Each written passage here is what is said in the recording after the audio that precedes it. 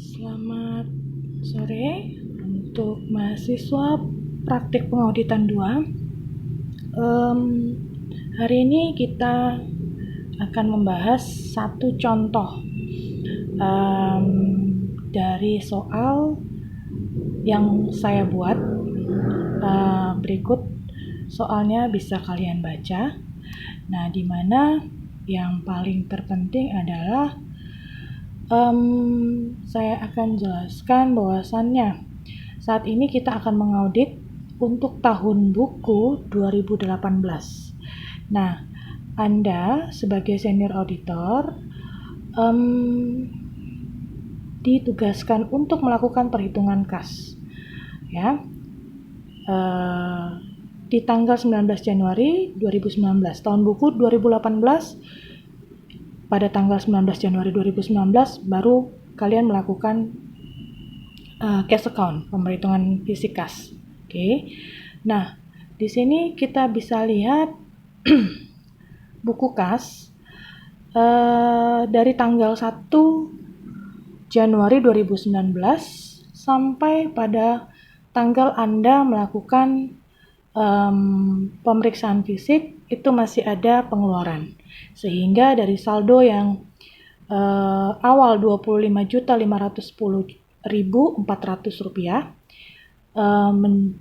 di mana saldo pada saat perhitungan kas uang yang seharusnya ada itu sebesar Rp30.884.900. Nah, pada saat cash count atau pemeriksaan fisik kas, maka anggap saja kalian sudah menghitung ini.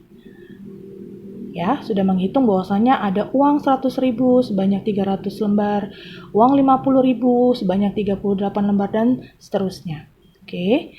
Nah, di sini ada informasi kembali bahwasannya saldo kas per 31 Desember itu sebesar Rp25.510.400. Sedangkan saldo setara kas di sini bisa kita lihat di Bank BCA sebesar Rp350.678.000, di mana ada deposito juga atas nama Carmila sebagai direktur 150 juta dengan jangka waktu 6 bulan. Kemudian ada deposito lagi Bank Mandiri atas nama CV Sehat Selalu sebesar 400 juta jangka waktu 3 bulan.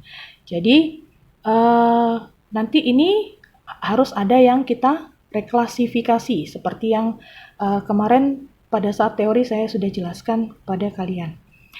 Uang senilai 5.000 ada yang kondisinya rusak. Oke, sekarang kita akan buat berita acara pemeriksaan kas. Baiklah. Yang pertama yang harus kalian isi adalah pada hari apa? Katakanlah pada hari ini Rabu, di mana tanggalnya sesuai dengan tanggal yang tadi 19 Januari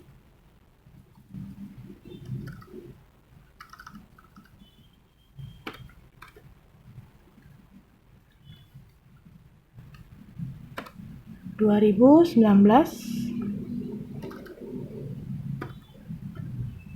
Oke. Pukul tadi kita melakukan cash account-nya jam 8 sampai jam 9.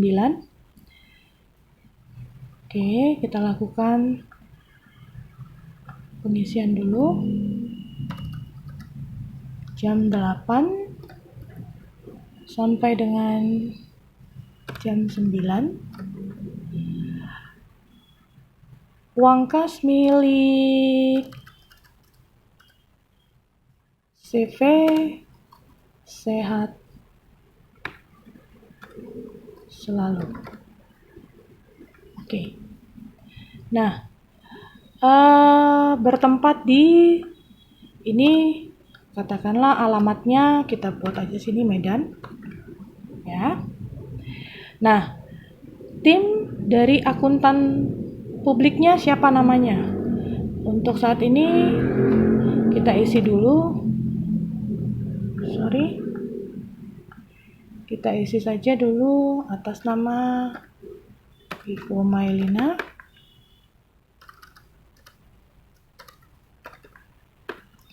Kemudian yang kedua itu terserah. Nah, yang dititik-titikin ini adalah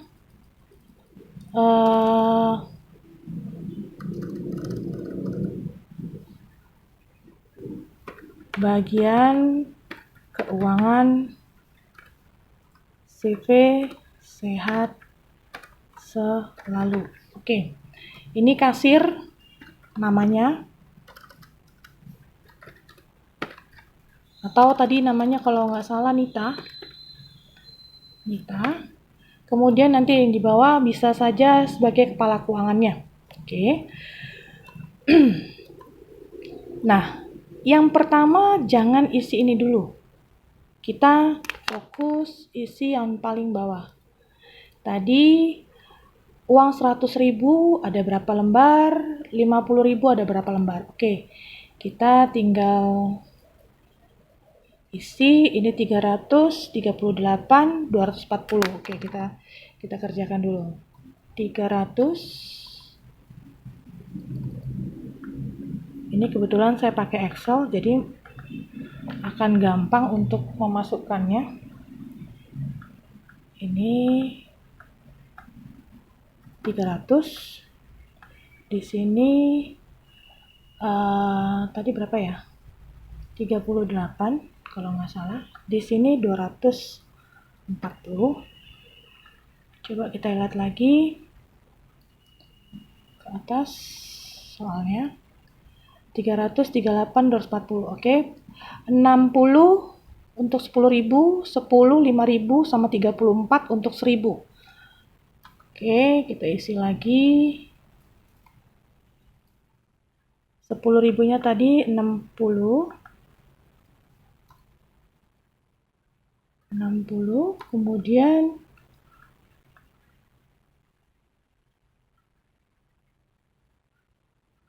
5.000-nya tadi, tunggu ya, saya nggak ingat.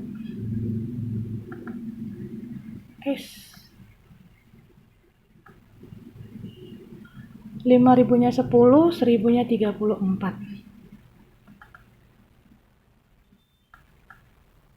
10, 5.000-nya, 1.000-nya 34. Oke. Untuk yang ini kita katakan 0, 0. Nah, ini karena Excel saya tinggal bikin ini dikalikan dengan, maka sudah dapat jumlahnya dan saya tinggal crop.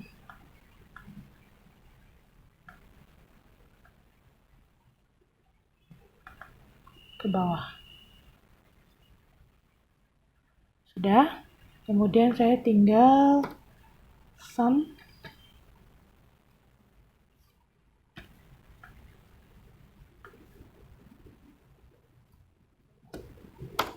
Oke, sudah dapat jumlahnya. Nah, coba kita cross check lagi, ada yang ketinggalan atau tidak.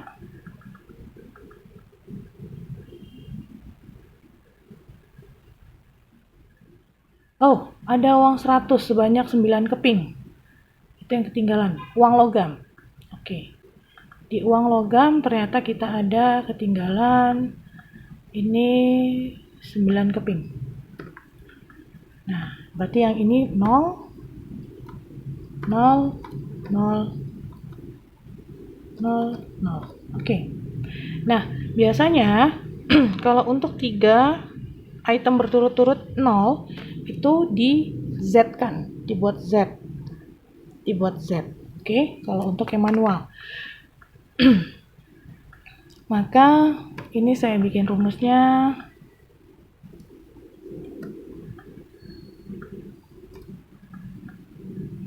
Saya tinggal crop. Sorry. Oke.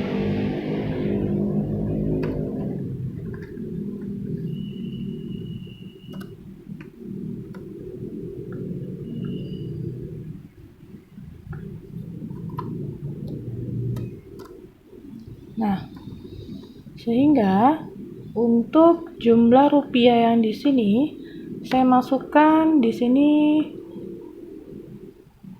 ditambah dengan oke. Nah, ada tadi uang rusak sebesar 5.000. Oke.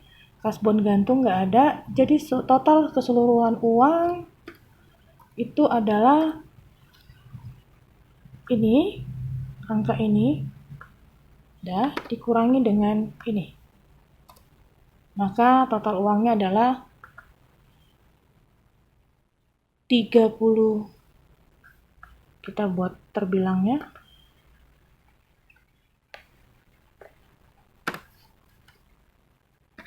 37.379.900 rupiah.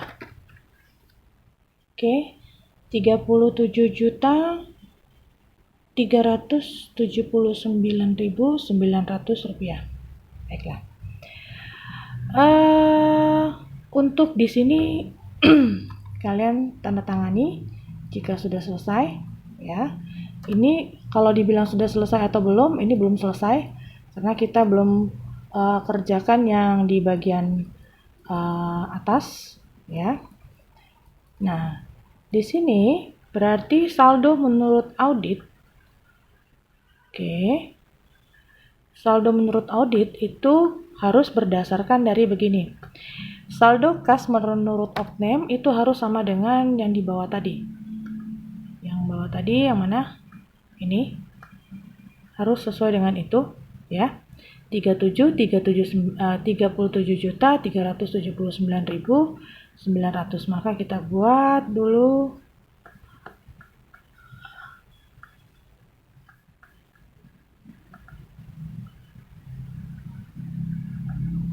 37.379.900. Oke. Nah, ini penerimaan kas berarti dari tanggal 1 Januari sampai ke tanggal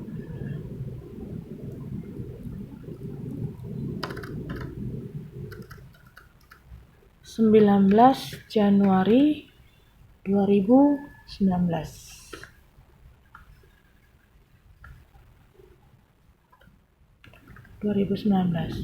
Maka kita lihat dulu, hitung dulu berapa penerimaannya. Kita lihat dulu penerimaannya. Penerimaan bersaldo di debit. Ya, coba kita hitung. 9.085.000 ditambah dengan, sebentar saya cari kalkulator saya dulu. Oke. 9.085.000 ditambah dengan 5.580.000.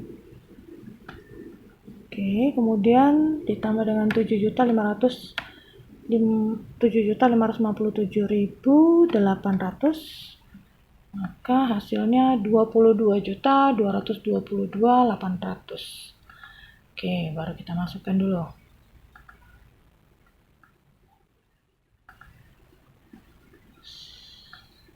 $22.222.800. Oke. Sekarang ke pengeluaran. Pengeluaran ini kita masukkan dulu 1 Januari 2019.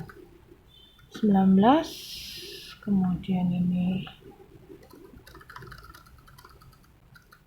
19 Januari 2019. Baik. Kita naik lagi ke atas. Oke. Ini ada, sebentar, 900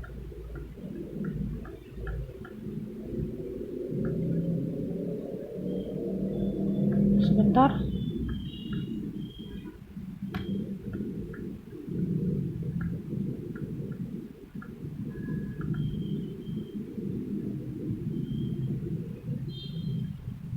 Oke, mana tadi kalkulatornya? 920, 800. Kemudian ditambahkan dengan 2.290.000. Kemudian ditambahkan dengan 805.000. Tambahkan lagi dengan 4.125.000. Kemudian ditambahkan lagi dengan 1.550.000. Oke, ditambahkan lagi dengan 657.500. Oke, sama dengan 10 juta.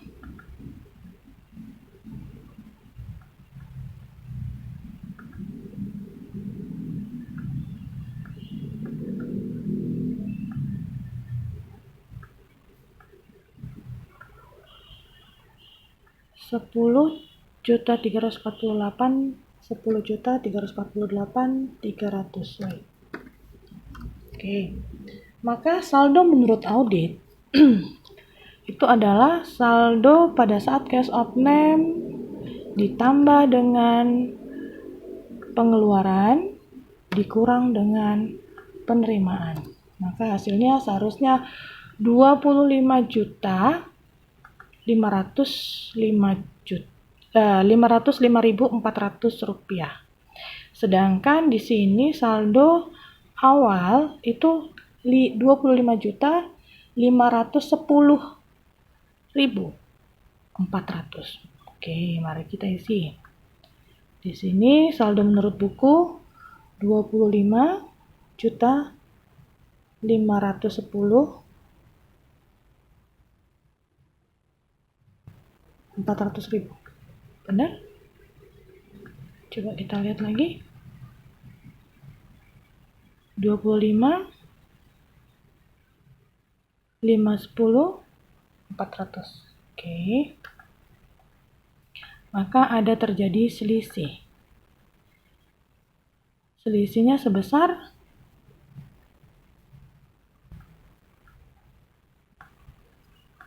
coba kita lihat. Selisihnya adalah sebesar 5.000 uang yang rusak. Oke.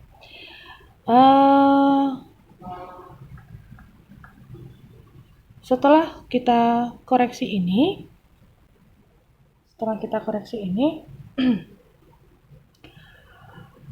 kita perlu membuat yang namanya manajemen letter, di mana uang 5.000 ini adalah uang yang rusak. Jadi kita tidak bisa melakukan journal adjustment atas kerugian atas uang rusak. Biasanya memang perlu dilakukan adjustment, tapi karena mungkin nilainya tidak material, maka ketentuan dari perusahaan sendiri, dia mau kasirnya yang mengganti atau seperti apa. Oke, tidak semuanya harus di adjustment. Kita lihat juga material atau tidak materialnya. Nah, sekarang ini kalau sudah diisi semua, maka kita harus tanda tangani, ya. Kita harus tanda tangani. Nah, kalau sudah ditandatangani, ini sudah lengkap, ya. Ini saya nggak bisa tanda tangan di sini nih. Nah, tinggal sekarang kita buat yang namanya kertas kerja. Gimana buat kertas kerja? Oke, tadi kita sudah buat yang namanya yang kas. Oke, saldo bukunya tadi 35 juta ya. 25.510.400. Oke.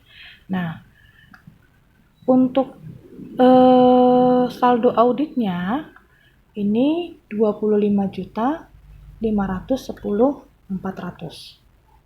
5.505.400. Rp400. Oke. Di sini ada selisih yang namanya 5.000. Atau bisa dibilang begini, ding. Ini ditambah debit dikurang kredit. Oke. Nah, jadi di sini debitnya 0 ya. Jadi kita sudah bisa, kalau kita bikin kredit di kertas kerja itu menyatakan bahwasannya kita melakukan adjustment. Tapi kalau seandainya nggak melakukan adjustment, berarti dalam kasus ini dianggap nanti saldo buku akan sama dengan saldo audit. Tapi harus ada manajemen letter yang menandakan bahwasanya 5.000 itu akan diganti oleh kasir atau ketentuan dari perusahaan sendiri, ya. Ini kita masukkan, kita catat dulu kas dan setara kas. Oke.